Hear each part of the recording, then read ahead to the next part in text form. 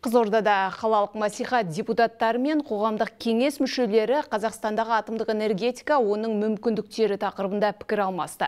Олар бейбіт атом энергиясын пайдалану жаһандану үдерісіндегі әлемнің ең өзекті мәселесінің бірі деп отыр.